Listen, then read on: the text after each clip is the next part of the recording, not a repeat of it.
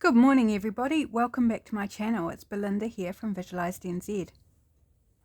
There was a lot of interest recently when I made this journal for my design team for Creating with Jovi, a really fun concertina journal, and people wondering how I made this, and I hadn't seen anyone do it and just kind of made it up as I went along and was super happy with it. And because I hadn't done it before, I made the actual journal off camera and then did the decorating on camera. So this time I'm going to do the reverse. I'm going to make the journal on camera and then I'll do the decorating off camera and then come back and do a flip through when it's finished.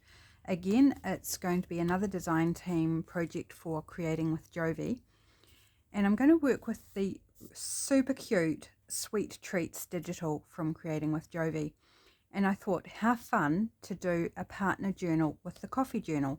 So we have a coffee journal and then we've got the sweet edible treat journal that will be the same size, same format. I thought that was fun, a fun idea. So let's get into it. This stack here is the ephemera that goes with this kit.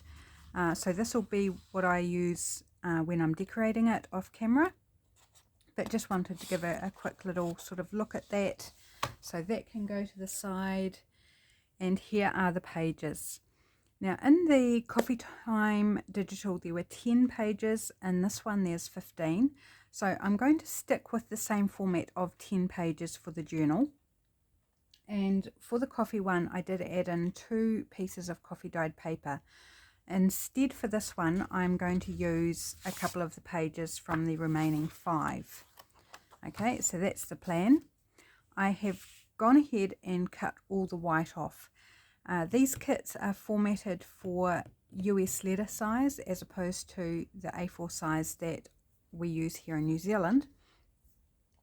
So there's a little bit extra white than what I would normally have. Absolutely fine. I know this is going to end up basically the same size as the coffee journal, which I think is just going to be super cute. So maybe somebody might want to purchase them as a set. I think that would make a beautiful gift. So I've chosen out which 10 pages I would like to form the journal with for a start. Some of them I cut by hand, so the cutting is not perfect. Some I've trimmed with the craft knife, and I'd say the cutting's probably still not perfect. But first step is to take each of the 10 pages. You can use as many pages as you like. This just happens to be what I'm using.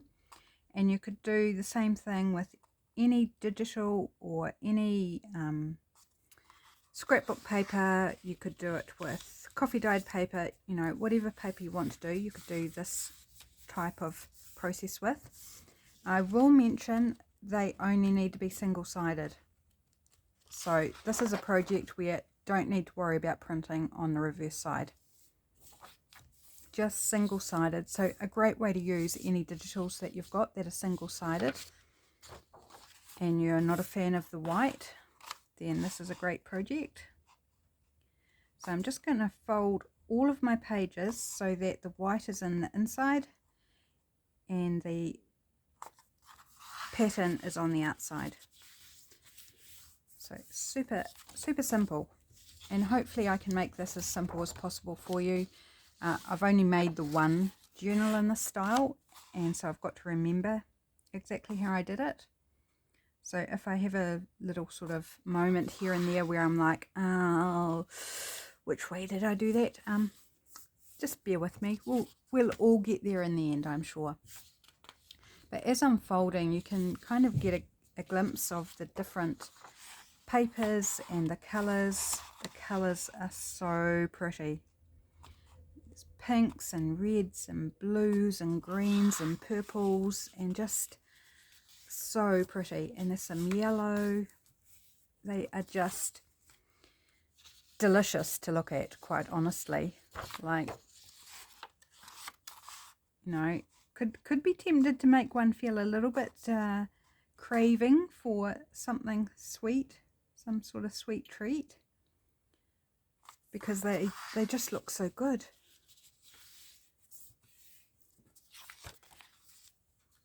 Right, So I know it's not the most fascinating thing watching me fold paper, but at least you're getting to see these pretty papers on their first run through. And then once I've folded them all, then I will go ahead and decide which order I would like them in.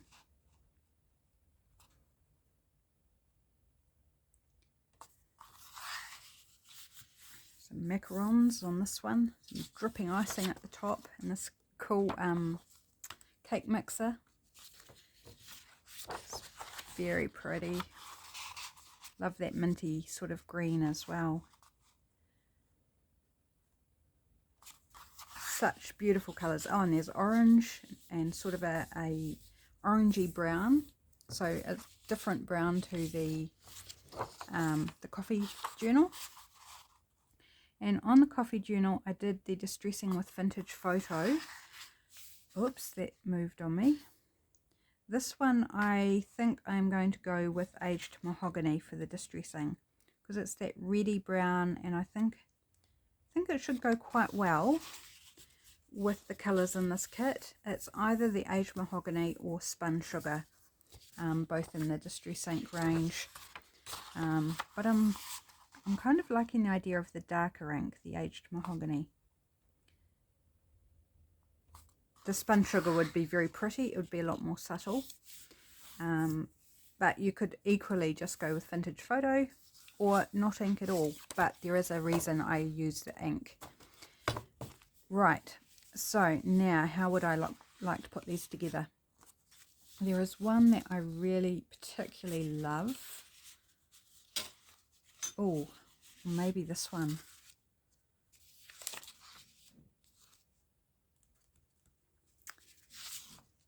Maybe I'll go with that one first. So that one's first, and then the next one is going to go inside it.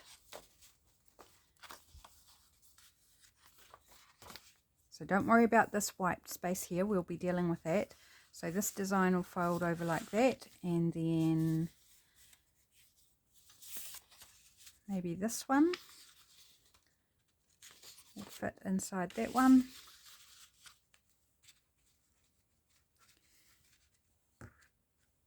And then let's go with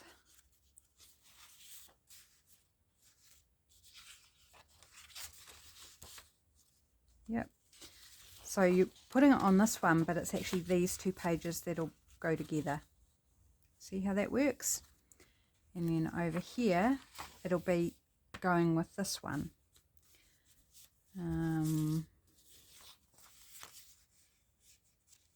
That one, or I don't want the two words together. Maybe that one, I think. So that one goes there. The beauty of this is you can put it together and then flip through it and make any changes before you've actually committed. So with this green one, I like that one there. And then with the other half of this red one, lollipops, do we want to go with blue? We want, I mean, any way you put them together, they're going to look really pretty. I think that one, I'll go there. Just keep liking to sort of bring them back together once I've been flipping around. That one would look pretty there.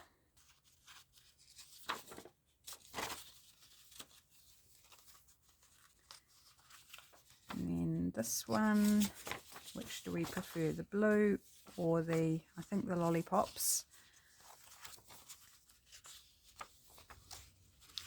And then beside this pink one, we've got our blue page, like so. So I'm quite happy with that. I think they look good.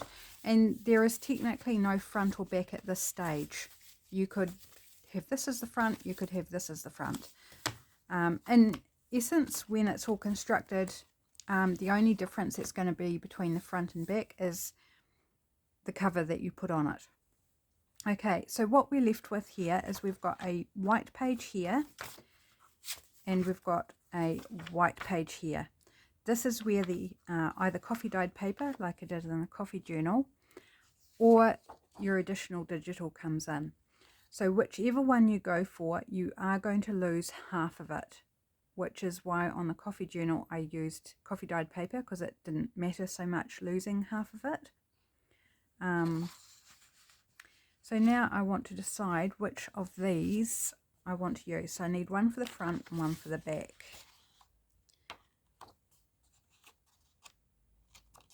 I am thinking maybe that one and this one, or maybe this one even.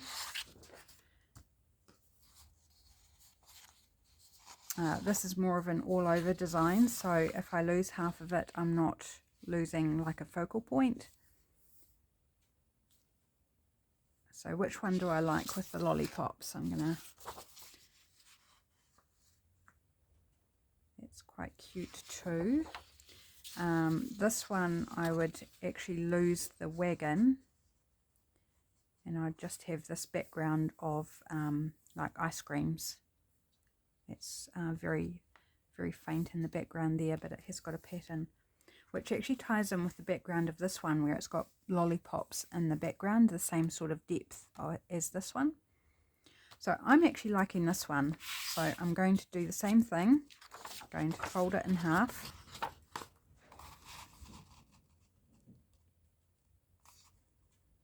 And this is so we don't end up with just a plain white page. And it also gives us something to adhere our cover to. Okay, so that one's going to sit over there. And that's going to be either our back or our front cover. So that will get covered over.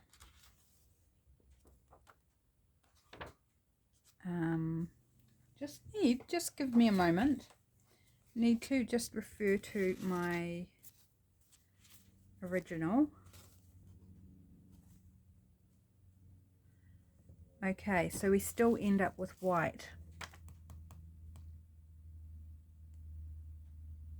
Okay.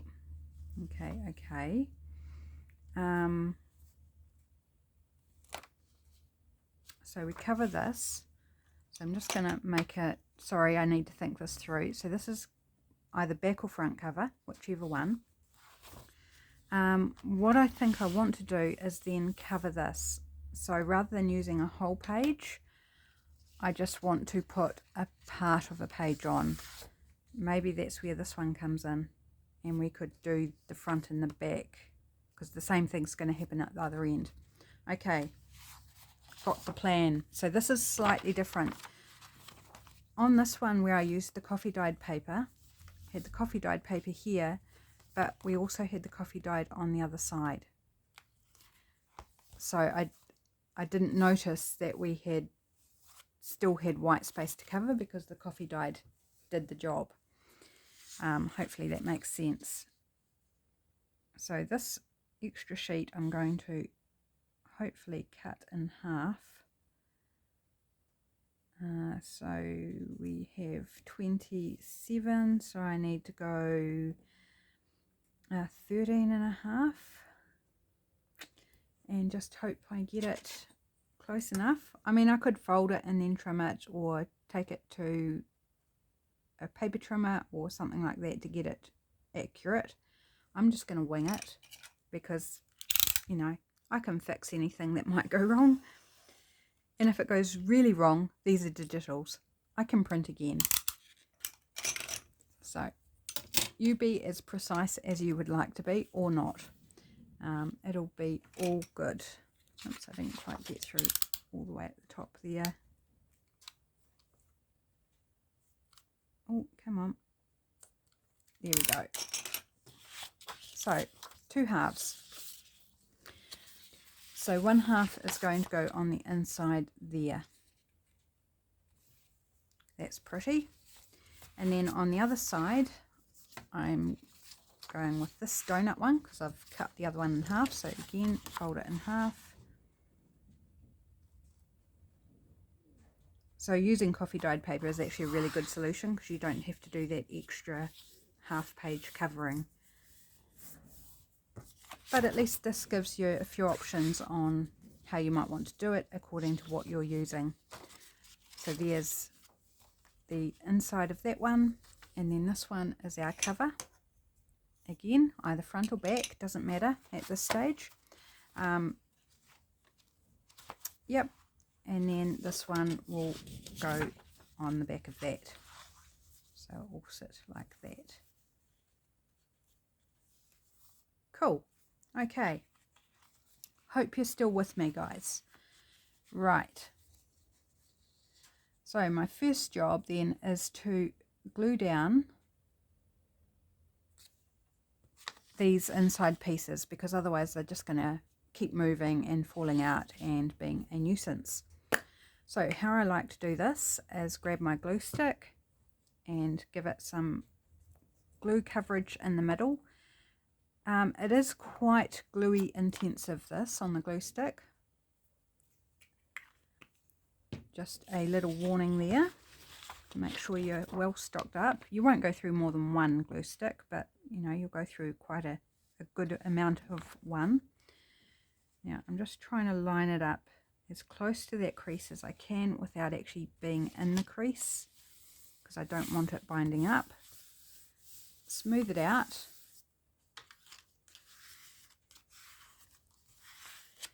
Just a word too, I am using 100 GSM presentation paper for this. Now I didn't get it on there flat, it's got a gap at the bottom. That's where inking comes in, it's going to hide all that issue. And now I just come in with my tacky glue and run a bead around all the edges, bit at a time, gluing them all down. So I'm just going to slide that out while I work on it.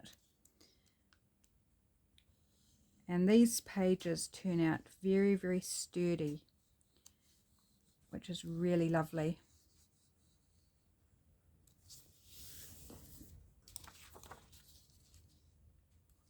Just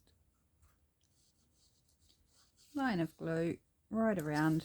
So I'll have a little bit to trim off at the top where I put it too far up the top. So there's a gap at the bottom and there's overhang at the top. Easy to remedy. It's not going to make a difference in the long run. Okay, there we go. So that's all nicely glued down. It's not going anywhere. And I'm just going to trim off that little bit of overhang.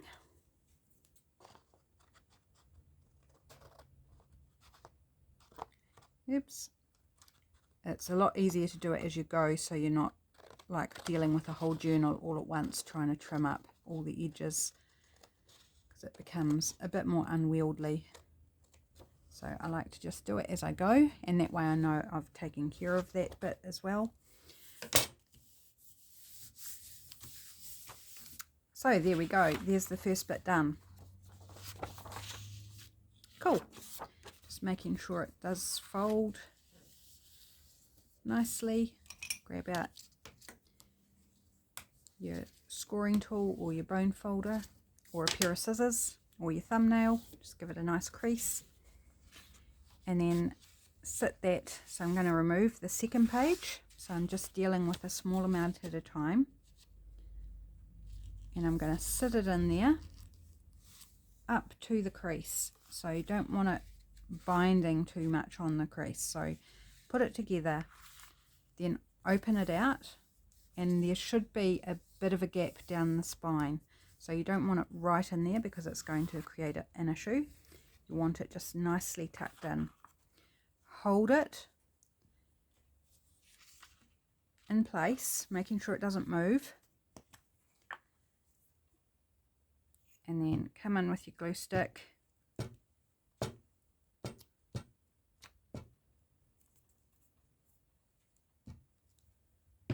like so,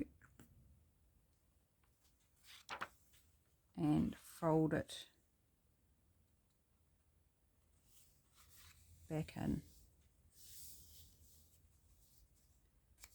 So if it does move on you, again, you can fix those sorts of things. Just trim it up to the right size if it's slightly wonky. It does do pretty well, I find. No, not too many issues. And again, come in with my tacky glue. And just get those edges.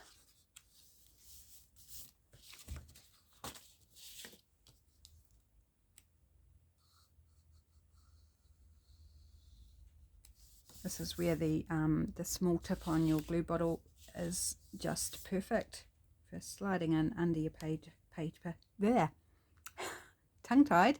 Sliding your glue tip under the pages, in between the pages. That's what I was trying to say. There we go, and then we've got our next one done. So flip it over, and then you can do under this side as well.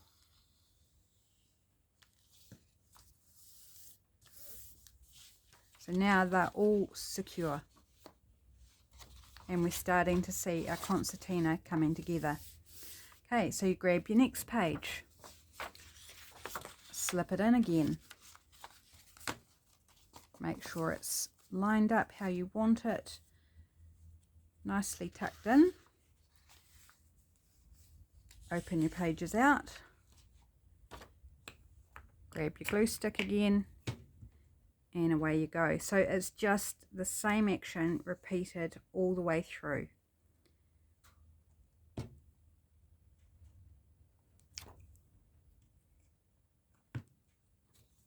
Lie it back down. And come in with my glue and glue the edges. So you could glue it all the way down with glue stick if you prefer. I just don't like dealing with whole pages. You're going to go through a whole heap of glue pages or get a very gluey desk, gluey fingers. So I like the 2 glue method. Just find it cleaner, nicer finish as well, because I can make sure all the edges are glued down properly. And I find it doesn't curl quite so much as if you just use glue stick. And then make sure you get both sides. So that one's done. That one's done. Yep. Okay. So once you get into a rhythm, it does go fairly quickly. So our next page, grab it out, tuck it in, line it up.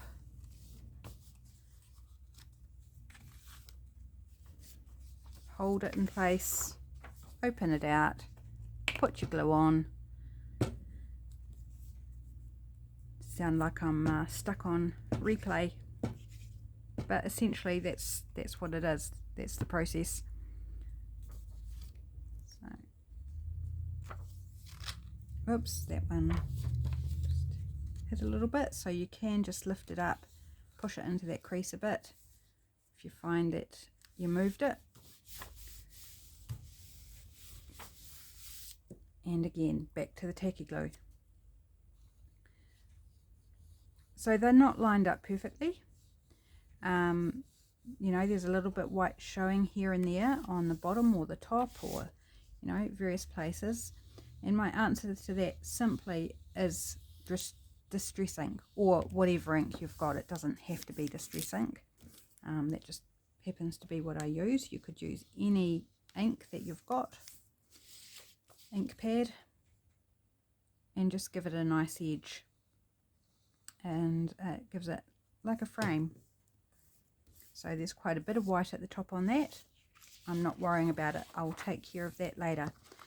Just as long as you keep sort of doing this as you go along, so it doesn't like gradually climb higher and higher or lower and lower, and by the time you finish, your concertina journal sort of is on a lean, if you like.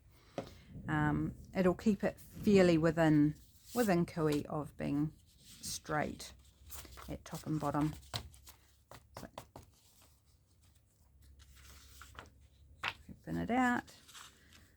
So you could speed this bit up if you don't want to watch me doing all the gluing. I might I might put you on pause while I do the rest, because it is quite repetitive,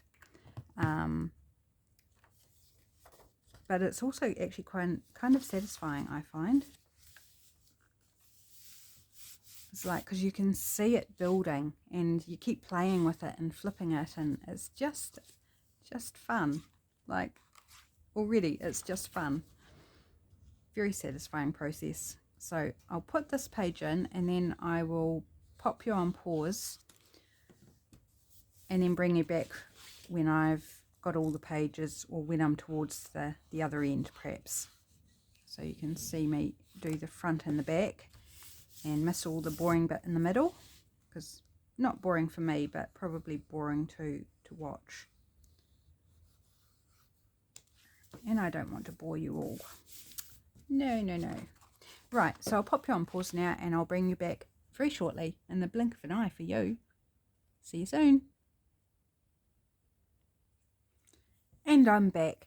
It's been, in my time, around 15-20 minutes or so to glue all the pages together. And I've also inked all the spines, because you end up with this little white gap here. So I've just left this one here to do, just so you can see how I do it. So I just fold it back on itself a little bit and rub some ink over it. And I changed my mind on the ink I was using. I decided against the aged mahogany. The colours in this kit are very pastel and delicate, and I thought the aged mahogany might just be a little too dark, a little bit too heavy. So I have gone with the spun sugar instead, and I think that was the right decision. A blue would have actually worked really nicely as well, but there we go, spun sugar. So I've now got my journal together, and all we need to do is cover our front and back. Now, some of you may wonder, why cover this? Like, it's already decorated. Absolutely, you could leave it like this if you wanted to leave it like that. No problem. I like to cover it because I like the feeling of an actual cover. Like, it's a bit thicker, a bit sturdier. Stands up to wear and tear a bit more. So for this coffee time one, I use scrapbooking paper. That's quite a heavy paper, sort of tending towards cardstock, but not quite. And then with the 2 layers of, or in this case 1 layer of paper under it, it makes a really strong, stable cover. And this is, so 1 sheet does the front and back, plus a little bit extra left over for ephemera. So this has already got 2 layers of paper, so we're going to add a 3rd layer. It's going to be even stronger. I'm going to use the same paper pack as what I used for the coffee one. So this is the paper pad I'm using. It is Beautiful Day by Craft Smart. I don't know if it's still available. And inside it, it's got this lovely macaron page, and it's got pinks, blues, greens and browns. And I thought that toned in, again in the pastel colours, toned in really nicely with this kit. So I chose out that page to use. So now all I need to do is cut a couple of pieces out to use for front and back covers. So first off, I'm just going to actually flip it over and line up top and bottom, make a pencil mark there, and so I'm going to trim that. Now I'm going to have to turn my mat sideways so I can fit it on. Now where's my pencil mark gone? Hello, oh there it is. How to confuse myself. Okay, so line it up on a line, my wee pencil mark. That's about there. Make sure it's straight as I can get it. And I'm just going to use my craft knife to cut it. If you've got a paper trimmer, easy peasy. My paper trimmer, my small one, is the blades are dull and they just chew paper, and it's horrible. So don't use it. I only use it as a scoreboard, and my big one is in another room, and it's big, like it takes up a lot of space, and I haven't got that space on my desk. So we've got a lovely offcut here to make some ephemera with. Okay, should be able to switch this back around now, like so, and make sure I've got it up the right way.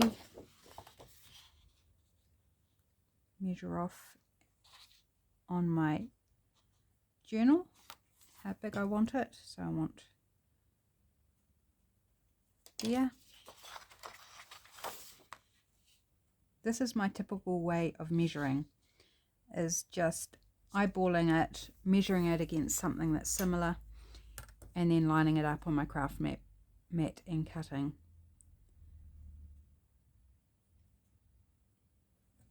So I just find it quick and easy and effective. Okay, and we'll cut another one the same size for the back or the front, whichever way round they're going.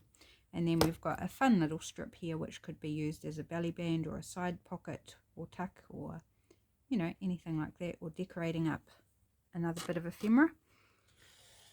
Making some tiny wee tags, you know, cut it into sections. You could probably get 3 tiny little tags out of that. That'd be super cute. Right, so we've got our front and back covers now all done. So all that remains is to pop it on. So in this case, I think I'm just going to use my tacky glue. The bottle's getting a bit low, but should have plenty in here for this.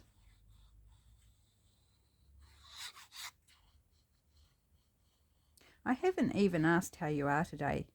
Golly, that's not very good, is it? I just got straight into the project. I was super keen to do this, super excited to work with these beautiful digitals. And I just completely forgot to say, how are you today? Are you having a great day? I hope you are. I'm having a good day. Feeling creative, inspired, all those wonderful things. Okay, that side's done. Now this side. So yes, I am losing this, but it is a digital. I can reprint it. I can use it somewhere else, and possibly will when it comes to decorating the journal. It might feature on ephemera instead.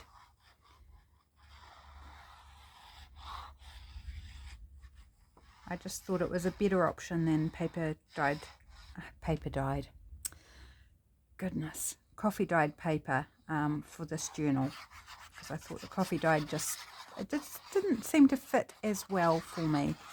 I mean, there would be absolutely nothing wrong with it, but I just wanted something that would coordinate more seamlessly than the coffee dyed paper. Okay, that's our covers on. Now this is an all over pattern, so it will need decorating. Whichever side I choose as the front, I will decorate up. The back will just remain as is. I will probably most likely distress right around it.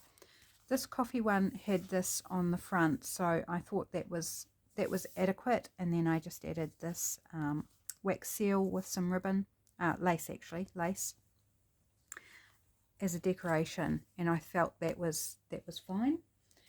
This one I want to do something else to, because I need a focal point on there. Really pretty pattern, but it does need a focal point. Okay, so apart from distressing around it and doing a focal point, the journal is constructed. One last thing which I want to show you is a closure. Now this is where I need to decide which is going to be my front and which is going to be my back. So I don't want this to be my front, or do I want this to be my front? I'm thinking this one. Okay, so that's going to be my front, so I'm going to go to the back, and the closure goes at the back. This time I am actually going to measure, and it is easier in inches. it's 8 inches, so I'm going to go at 4 inches and just make a little mark.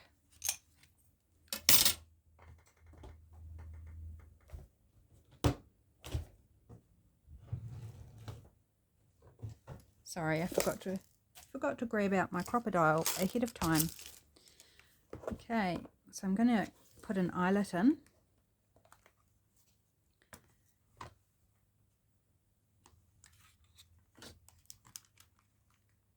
And I'm using the largest setting.